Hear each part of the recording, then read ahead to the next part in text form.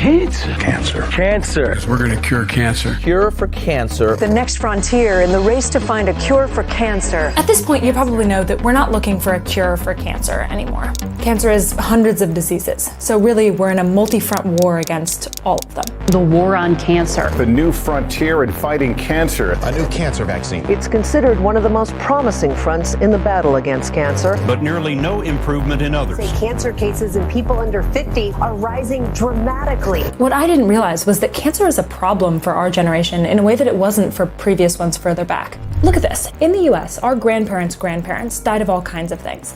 But slowly, we began to conquer the diseases that killed the most of us. And that's how, with developments in vaccines and sanitation and modern medicine, just plain living longer, we revealed cancer. It's the monster that was under the bed the whole time. Worse, it's the monster that was inside our bodies the whole time. Here's the stat that really got me. Half of all men and a third of all women in the US will be diagnosed with some form of cancer in their lives. Around the world, out of every 6 people who die, 1 of them dies of cancer. I don't say that to scare you.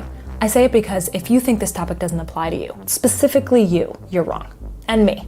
There's an uncomfortably high chance that at some point in my life, I might get that call from a doctor. People I love already have. So the question is, what can we do about it? Over the past couple months, I've gotten obsessed with this topic. I've spoken to doctors and patients. I talked to the head of the Biden cancer moonshot. I got my brain scanned. I'm gonna show you how we fight cancer because it is amazing. But I also found something else. In this video, I wanna make the case that though we have made enormous leaps with new cancer treatments, we have also largely ignored the single best way to save the most lives. Are we winning the war on cancer? War on cancer. The emperor of all maladies. A civil war in the body. We've made tremendous progress in the war against cancer, but we haven't won yet.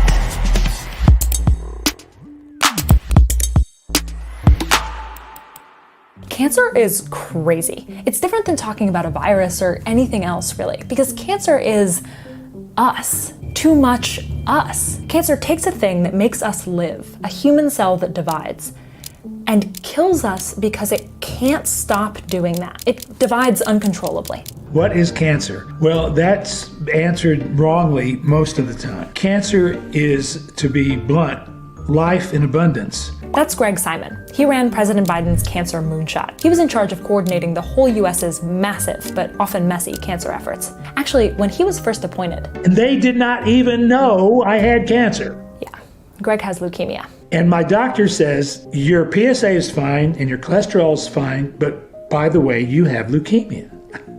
Now, even I know that's not how you use by the way. It's more like, by the way, there's something on your lip. Not, by the way, you have a deadly form of cancer. If you ever get a similar call, you should know that there are 4 big ways we fight cancer today. Cut, poison, burn, melt. In lots of cancers, when those uncontrolled cells start to divide, they glom together, creating a tumor. This is localized or early stage cancer. And if we catch it here, we cut it out. If you can see the cancer and it's early, that's always what they do. Boom. We'll just cut it out before it spreads. But with some cancers, like Greg's, you can't do that. And with others, it gets too late. Cancers can spread into nearby tissue and then later into other parts of the body. These are regional and then later distant or metastatic cancers. Once cancer has spread, the question that doctors have to deal with is, how do you tell what's you and what's cancer? So what's poison? You know that one, that's chemotherapy. I get in a chair, nurse comes in, puts on a hazmat suit. And I'm like, whoa, whoa, whoa. I'm the one getting the drugs. Why am I not covered up? She said, well, I don't want it to be dripping on me. It's incredibly poisonous. Here's a story. In 1943, German forces bombed an Italian port, sinking 17 Allied ships. This one, an American ship called the John Harvey, was carrying a secret cargo of 2,000 bombs filled with mustard gas. The toxin spread into the water as soldiers swam to safety, and they died. Horribly. And when doctors examined their bodies, they found that the gas had stopped certain cells from dividing. This moment is sometimes cited as leading to chemo. It didn't. It's an extreme early example of the chemical effect. Back in the US, researchers at Yale were already experimenting with ways to alter this poison to stop cancer cells from replicating. Today, chemo is often paired with radiation, that's the burn category, damaging the DNA of the cancerous tissue and killing cancer cells. It's either burn, poison, or cut. And now there's a new one, melt. So the drugs I get melt these cells. So the new immunotherapy drugs that activate the immune system, they demask or unmask the cancer cell, and the immune system goes, That's not a cop, that's a crook. How did we miss that? And they go get them. These methods have saved millions of lives. Cancer treatment is astonishing now, and these are just the big categories. So, yes, technologically, there is a huge breakthrough, and it's happening every year in all kinds of different cancers. But here's what's not happening. We're not detecting people early. I know it's better to catch cancer early, but how much better? How does it compare to a new treatment or something? In the course of making this episode, I got invited to get a free screening for several different kinds of cancer all at once. There are lots of ways to detect different kinds of cancer, but the one that I'm gonna get is a full body MRI. By the way, what I'm doing is controversial. I'm getting screened for cancers with no symptoms and without a specific higher risk that I know about. Many doctors would tell me this is a waste of my time, or worse, it could give me unnecessary or even damaging care. I'll come back to that. I can't take my camera in with me, but I'm going in there. All right, here we go. I'm all done. I'd never gotten an MRI before. It was really interesting. It sounds a little bit like this. Boom, boom, boom, boom, boom, boom. Please hold your breath. Wham, wham, wham, wham. Ding. That's what it sounds like. I'm feeling a little bit nervous about the results. Like, there's no evidence that I have cancer. There would be no reason for me to get a checkup. I don't. But like, that's the point, isn't it? I wouldn't know. I'm not gonna string this out. They did not find cancer. Here's what my very normal body looks like. Unremarkable is the word that they use. This is the company's founder, Emmy Gall, and this is Dr. Dan Sodikson, their chief scientific officer, and, get this, one of the inventors of how modern MRIs work. By the way, they didn't sponsor this video or anything. You're always gonna know when stuff is sponsored. They offered me a free trial and I tested it out. Okay, the reason why they care so much about early detection is that if you find cancer, whether you survive depends a shocking amount on when you find it. Different kinds of cancer differ wildly. But broadly speaking, metastatic cancer has a single-digit percentage survival rate for most cancers. Regional cancer has a slightly higher, but still kind of around 20-25% survival rate. Early stage cancer, so while it's still localized in the organ, has a 80-90, in some instances 99% survival rate. So like, you can survive that cancer if only you can find it when it's localized. These are general numbers. Specific types of cancer differ wildly. But just look at how survival rates drop across the same kind of cancer if you discover it later. Basically, you can have the same kind of cancer and have these completely different outcomes and treatments. If you detect cancer early, you can do surgery and most of the time you're done. If you detect cancer late, you need to do surgery, radiotherapy, chemotherapy, and the 5-year survival rates decrease significantly. I strongly believe we have a cure for cancer. It's early detection.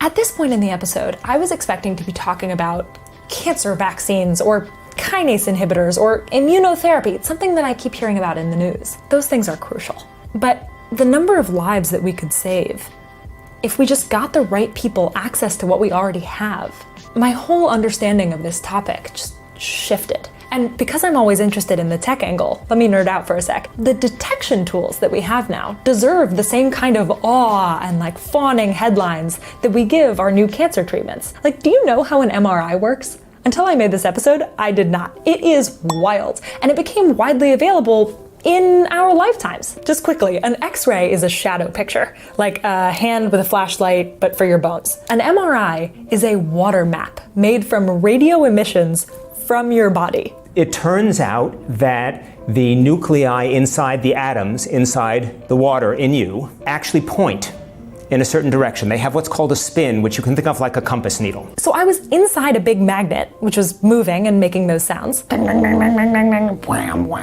which was then causing my little water compass needles to go and emit a radio signal that was detected and made the image. And that is the signal, this radio signal that our bodies are emitting, that we then detect. How do we detect it? With a radio antenna. So we can see our smushy insides and detect possible tumors. And that's just one tool. Like, there's so many options now for how we can better see ourselves. I started to imagine a world where getting cancer screenings was like getting an annual dental checkup or something. You like catch them early and you cut them out and you save lives. But it's not that simple. The problem is, if I were to just do an MRI on everybody who walked in, I'd probably find a bunch of largely irrelevant stuff. Well, then you're following up on lots and lots of nonsense, and you're terrifying patients, and you're increasing expense to the medical system. So our medical system waits until you have a sign of cancer. But for many cancers, by the time you have symptoms, you're past the early stages. It's frustrating, but there are good reasons to be cautious here. For one thing, detecting someone early might mean that they live longer after their diagnosis, but not that they live longer total. Imagine detecting someone at 60 versus 67 and they both die at 70. This is lead time bias. Or you might catch a lot more cases that are mild, so it might look like your survival rate went up, but actually nothing changed. This is overdiagnosis bias. These are good reasons to treat the data with healthy skepticism. Early detection isn't good by itself. It's good if it actually leads to better outcomes for patients. And there's another conversation about costs. How do we make these tests cheaper? How do we make them more accessible? How do we make sure that people don't go into medical bankruptcy? But if you hear people say that more information is worse for the individual somehow, that it's scary, or that it might cause harmful follow-ups, I don't get stopping there. Like, first of all, keeping information from people is paternalistic. But more importantly, it's on us to develop a healthcare system that incentivizes proactive care and doesn't incentivize harmful follow-ups. Not to say, oh, we can't get more information because we might act poorly on it. Like, what? And don't get me started on the messed up incentives here. I'll let Greg handle this one. So why don't we go out and be more aggressive in the way we detect? Money, lack of focus, and there's not a lot of glory in creating an early detection program compared to developing a new drug. And as a result, we're lagging on things that in the context of curing cancer should be straightforward. Cancer is deeply human, and it seems to me like the fight against cancer is too. We're fighting our own bodies, and we also need to fight our tendency to look toward the next shiny thing. What does it gain society to develop more and more expensive treatments for fewer and fewer people if we don't find a way to treat the more and more people who are dying of treatable cancers? It's not that people should get tested all the time. It's that in the push for new treatments, we've ignored a lot of people that could be helped by what we have right now. The story was really eye-opening for me. And if I can leave you with one final thought, I said this story was relevant for specifically you. Now, after watching, if there's one thing that you should take away from this, it's ask your doctor about what tests you might benefit from and when. I know I'm glad I did.